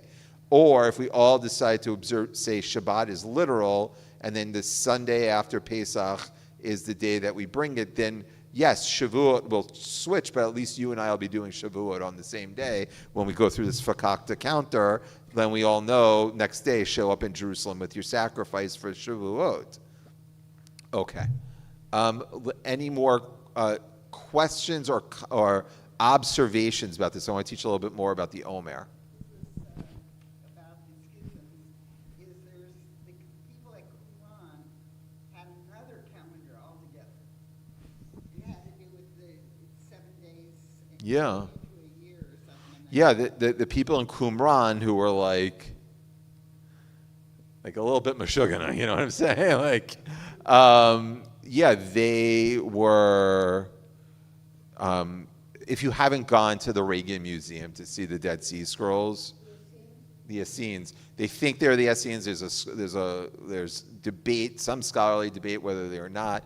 But right, there was no. But this is also a good point. Yeah, they had a different calendar. There's never been one Judaism. Like people who say, "Oh, we all used to be Orthodox." That's just not true. First of all, Orthodox wasn't Orthodox before there was Reform. Right? Just think about that. Orthodox wasn't Orthodox before there was Reform. So these Judaisms have changed and evolved.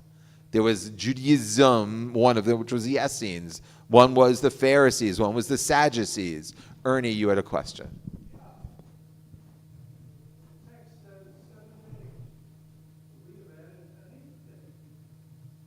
Yes. So the text says, Ernie read it right, that we, where are you, Ernie? Verse 8. Feast of unleavened bread, you shall eat unleavened bread for 7 days. On the first day you shall celebrate a sacred occasion, you shall not work at your occupations. Okay, so that's fine. 7 days of unleavened bread, and the first day of which is Yontif. 7 days you shall make offerings by fire to God. The 7th day shall be a sacred occasion. So it's the last day of Yontif. You shall not work at your occupations. And so, that's right. Good. Right. So Ernie says, wait a second, the Bible doesn't mention the 8th day of Passover. So what's going on with the 8th day? And then he points out that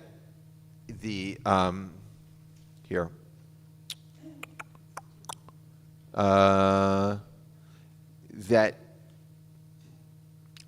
there is this idea in rabbinic literature that there's sort of like a tax on being outside the land of Israel. I mean, I don't know how else to put it. I mean, commentators talk about this, that if you're not living in Israel, you have to do more. I used to think that was kind of like a little bit of nonsense, and I don't think it's so nonsensical anymore. Like, we have to try harder to be Jewish if you're living in a diaspora. You do. I mean, there's a certain amount of, like, I think Israelis take it a little bit too far. They're like, I'm not Jewish, I'm Israeli. What do I have to do this, like this Talmud stuff? Why do I have to go to MID to study or Talmud to, like, I don't know, why do I have to go to shul? Like, I'm Israeli. I'm like, an Israeli. Like, okay, there's something to that. I think they take it a little too far. But what's there is when you're in the diaspora, you got to work hard. You got to work hard to create Jewish identity. I mean, to create, in Israel, all of the kids, they're the calendar with which everyone had Pesach break. If your kid went to public schools, sometimes Pesach and spring break coincide. Or you have to spend half of your bank account, or more than half of your bank account, sending your kid to Jewish school, right?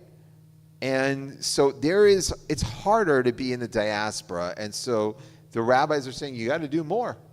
One other thing about that, though, it's interesting. So it's not only, it's Pesach.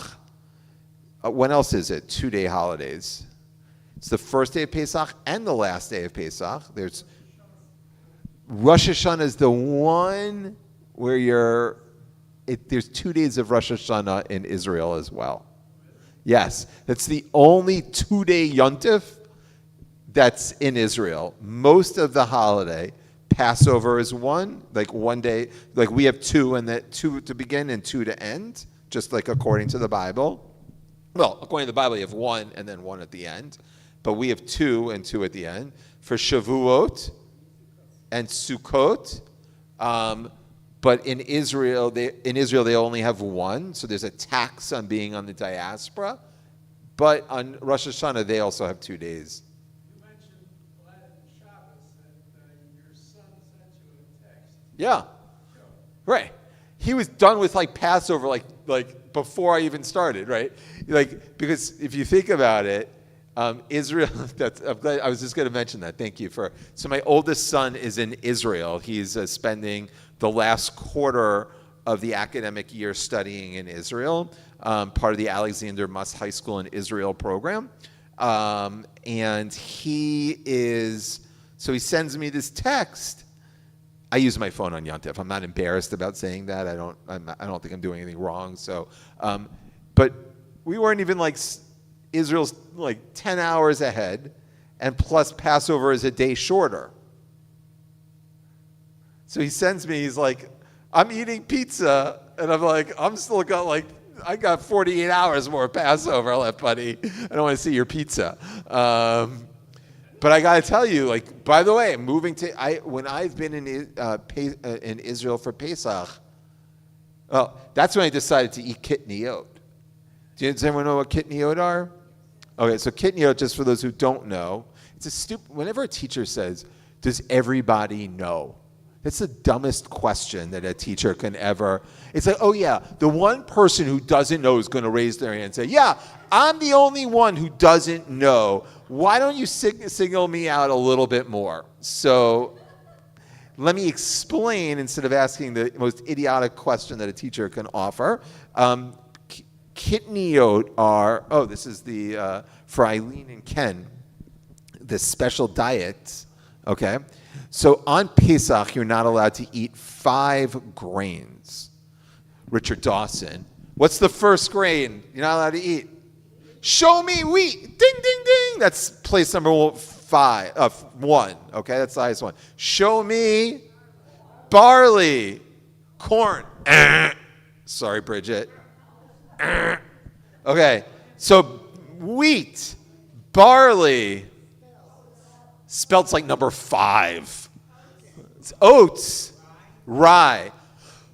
Wheat, barley, spelt oats, and rye.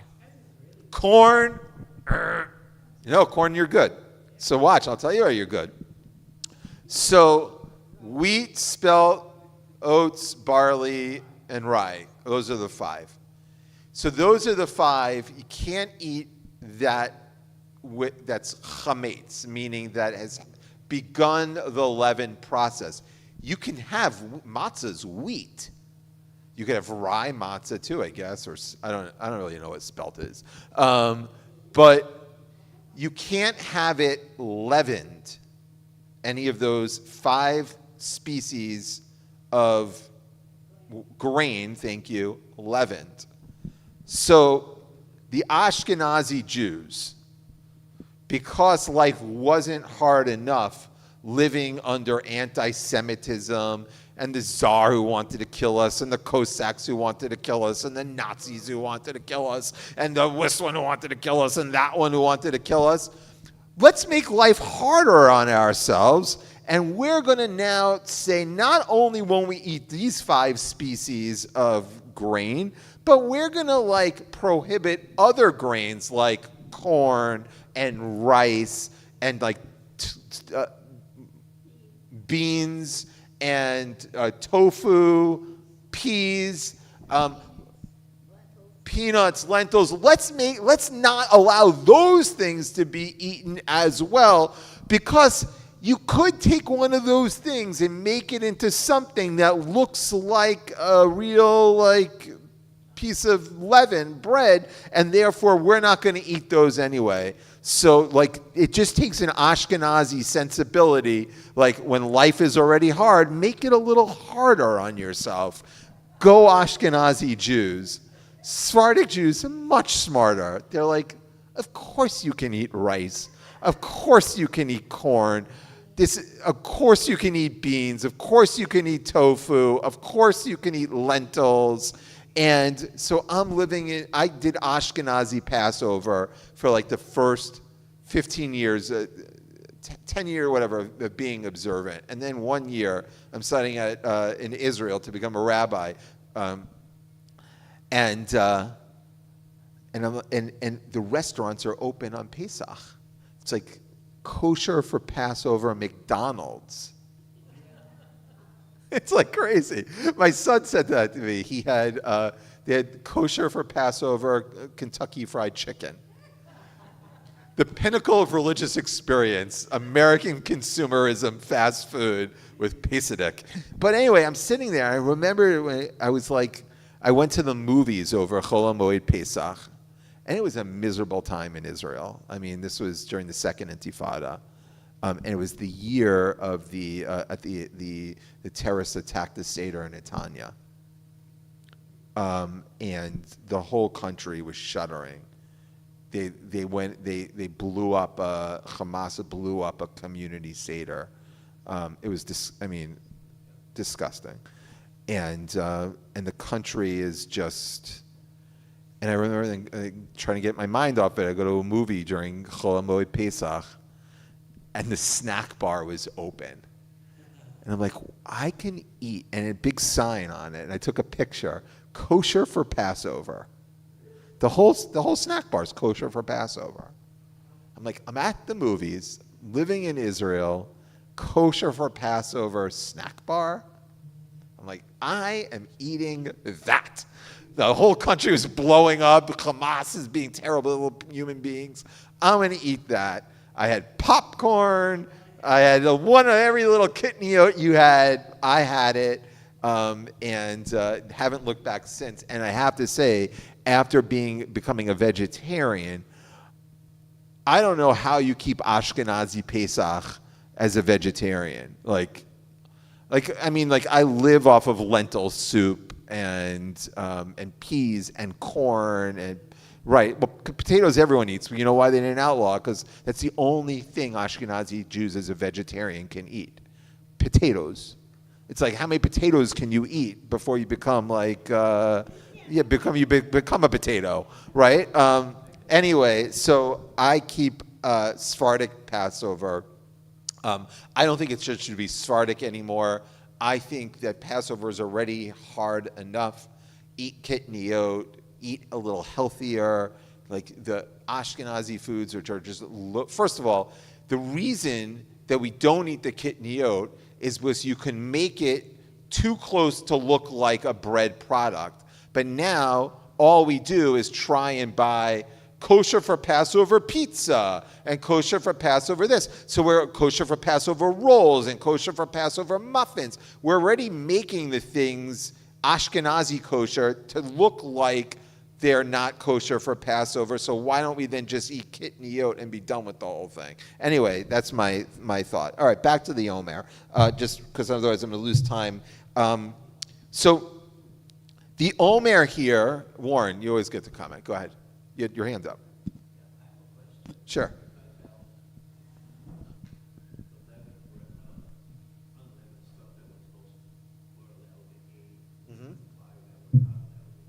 Yeah.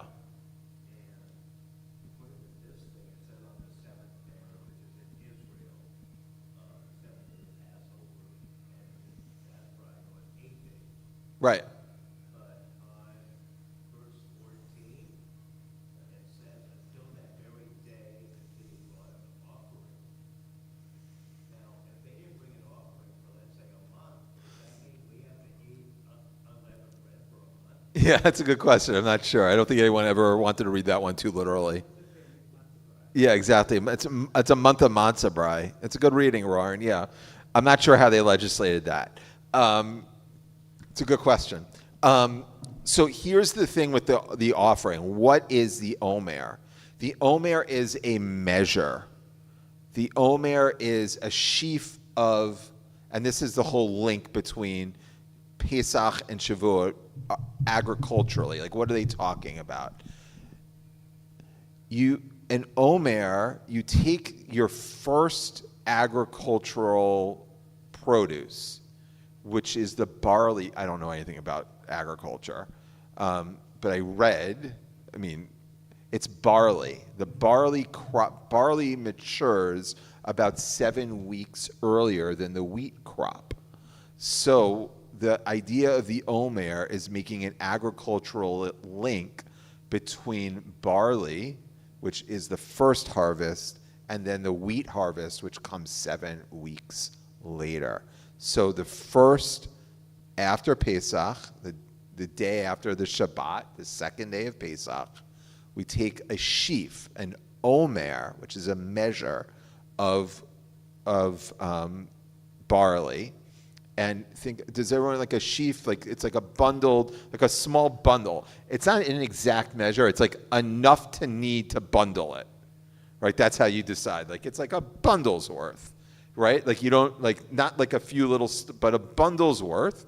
And you bring that to the temple and it is raised as a bundle. That's an Omer. I think I read somewhere it's like 2.5, like one of those like big bottles of soda, right? That's about an Omer. Hold on for a second and so you bring that and then you count the 7 weeks and then the day after is Shavuot where then you are ready for the wheat harvest. So it's completely agricultural. It's interesting then is that when we went and we left the diaspora, when we went into the diaspora, the rabbis shifted a lot of the meaning of these holidays. Because if these holidays were solely agricultural, it wouldn't resonate with a people that had ceased to be an agrarian community. In other words, as the Jews moved away from their land to make a practice that was based on the land, didn't make a lot of sense. And so what the Omer then becomes, and you see this emerge in the Talmud, the reason that you don't cut your hair and you don't do this and you don't do that and the other, all these mourning customs, is that the Talmud teaches on page, wait, did I? Hold on. Oh, this was this didn't work out. Oh, forget about it. Don't worry about this. The Talmud, how did this not, you know how it got copied wrong? Because Deborah my assistant was in the middle of a meeting and said, don't worry, I'll take care of the copying today. Good job. Got it all wrong. Anyway, in the Talmud, I'll just tell you the text because I have it in front of me. that, again, an agricultural custom doesn't work. Like, but a lot of you mentioned the mourning custom. So where the mourning customs come from? In Yevamot of the Babylonian Talmud, it talks about Rabbi Akiva. Rabbi Akiva starts very late as a learner himself. He's an ignoramus until he's the age of 40. Then he learns, and he's immediately identified as a genius. He has a first crop of students, and that doesn't end well. They all die, thousands of them, I think it's 12,000, from is it diphtheria? How do you pronounce that? Diphtheria, which is like the bacterial infection. So Rabbi Akiva's students die of this bacterial plague, and the Talmud says, why did they get this infection? Because they didn't respect one another. There was a lack of respect in the community.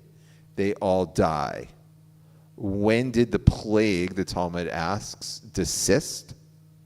Lag ba'omer, the 30 lag. Lamed, 30, Gimel, 3, Lamed, Gimel, Lag, the 33rd day of the Omer. So in the midst of counting, this is starts off as agricultural, and then you see that all of a sudden, there's like, wait a second, there was a plague during this period. The plague ceased for one day, Lag ba'omer, so that has become since then a time of celebration, and you can get your hair cut. Since then, after Lag BaOmer, Ashkenazi Jews, kind of like the Omer restrictions are off. So you can get married, you can get like on the 35th day of the Omer, you can get married or whatever. Like the mourning customs lessen after Lag BaOmer. But what you see is this move in rabbinic literature away from an agriculturally based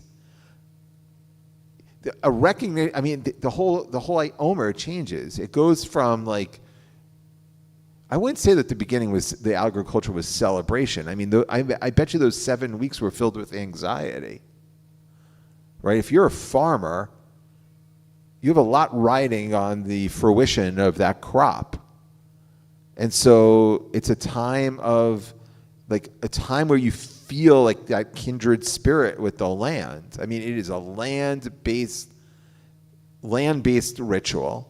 And then it moves to this whole Rabbi Akiva, then the mourning thing. And now some people try and reclaim it, because I think we've gone too far with the mourning thing. And I like looking at it in more some mystical ways, that the mystics kind of introduced this notion that creating a link between, and the Bible creates the link. It's an agricultural link that the Bible does between the barley and the wheat. But I like thinking about it as Passover, the day of freedom, and Shavuot, the revelation of responsibility. Shavuot, the 10 Commandments. So, but again, Shavuot doesn't mean revelation of 10 Commandments in the Bible. It's agricultural.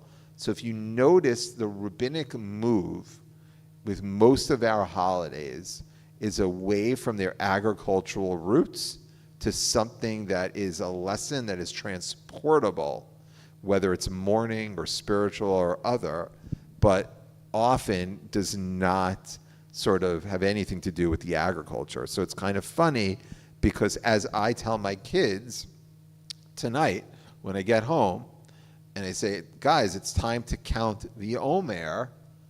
If our ancestors who lived during the Second Temple time heard this, they would be like, what do you, like, the Omer is a measure, it's a sheaf of barley. What are you talking about? So it's kind of neat to watch how we as a Jewish people have progressed and changed and evolved, and how the situation or the circumstances of our existence have molded into how we observe different holidays. All right, I got to run. Time for a few. Ken, you had something? You're kosher for Passover all year long. Oh, by the way, just one thing. So a lot of, like, I've read a lot of opinions, like, if you, according to the, I'm not so into the gluten-free thing, but if there's some USDA regulations about how, like, the nomenclature of what you can call gluten-free. So I think if they say, I'm not sure, I think if it's gluten-free, that means, like, no trace of wheat or anything like that has even come close. So it's kosher for Passover. It's okay to eat. I mean, it's a really lightened, that whole gluten-free industry has made it a little easier for Passover. Okay, so anyway, Ken, what were you going to say? On the next page, they talk about you can't get married during that time. But if you do get married, there's no penalty. Good, right. So the source I managed to, and I left out everything in between, that was from the Shulchan Aruch, which is the Code of Jewish Law. It says, and this is a good question. There, I'll end with this. It's like, wait a second. We moved, before I got like all California spiritual on you, oh, the time of liberation to the time of responsibility, blah, blah, blah, blah, blah. Before I did that, I said that Omer is a time of mourning, no marriages. So the question is, like, if you got married during the Omer, does your marriage not count? And then the Shulchan Aruch wants to clarify and said, no. Like, of course it does. Because if you see, and this is also, Jewish continuity is a very compelling, like, we don't get in the way of people, like, getting together to form Jewish families. So, okay, like, you weren't supposed to get married on that day, but if you did, it's okay. Don't worry about it. Well, you went and made the plans. You you open up the calendar. Yeah, Lana, go ahead. Oh, you want to? Yeah. This is a cool observation I made. Okay. Can I use your? It's the same thing. You just have to put it close to your mouth. Cool observation I made was that on the first day of the Omer, you're supposed to bring a sheaf of barley. But that's considered chametz. Barley is chametz, and therefore you're not supposed to own it. So how can you bring a sheaf of barley? Because you can own the barley, you just can't have it leavened. Yeah, but we now have to sell it. So, yeah. Okay, so no. So if you are going to bring a sheaf of barley to Jerusalem, you may want to sell it to Patrick Miller before Passover begins. For all, how many barley farmers do we have amongst us today? Okay. All right, everyone. Have a wonderful day.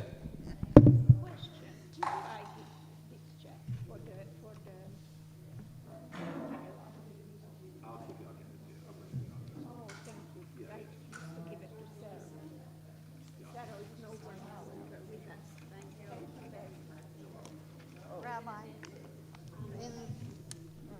you said that there was two different holidays, the one, the Pesach and then the Chametz.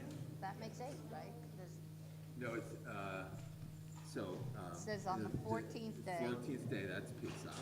Yeah. Then, and on the 15th day of that month, it's a Feast of Unleavened Bread. Usually on the first day, you shall For celebrate. 7 days. So, right. So that's 7 and 1. That's 8 days. Right, but the Pesach, right, that's a good point, right? It's Pesach and then 7 days of 7 Right, days. so it's 2 holidays, but it's 8 Yeah, days. yeah.